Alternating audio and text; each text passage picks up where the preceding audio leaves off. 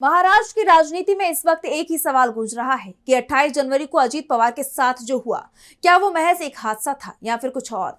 अब इस मामले में साजिश के दावों ने राज्य में सनसनी फैला दी है। अजीत पवार के भतीजे रोहित पवार ने कहा है कि वो इस हादसे के बारे में बड़ा खुलासा करेंगे।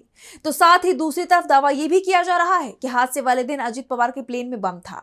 तो क्या है अजीत पवार के हादसे से जुड़ी एक खबर, जानेंगे इस रिपोर्ट में। 28 जनवरी को एनसीपी प्रमुख अजीत पवार की एक प्लेन क्रैश में जान चली गई, जिसके बाद से दुर्घटना को लेकर कई तरह के सवाल उठ रहे हैं। अब एनसीपी एसपी नेता रोहित पवार के एक बयान ने राज्य की सियासत में हलचल तेज कर दी है।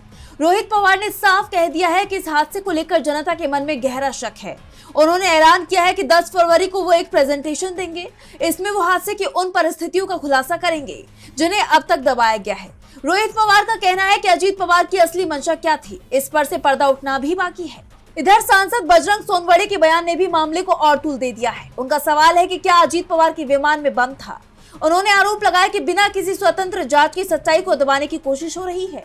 उनके मुताबिक अगर विमान हवा में ही क्रैश हुआ तो धमाका ऊपर ही क्यों हुआ। सोनवड़े के हवाले से शिवसेना यूबीटी के मुखपत्र सामना ने कुछ सवाल छापे हैं।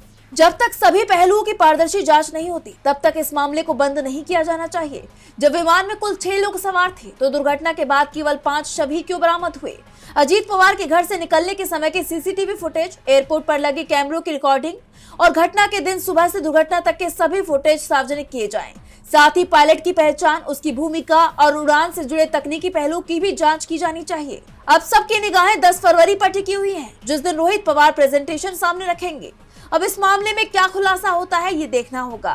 डीवी लाइव की रिपोर्ट।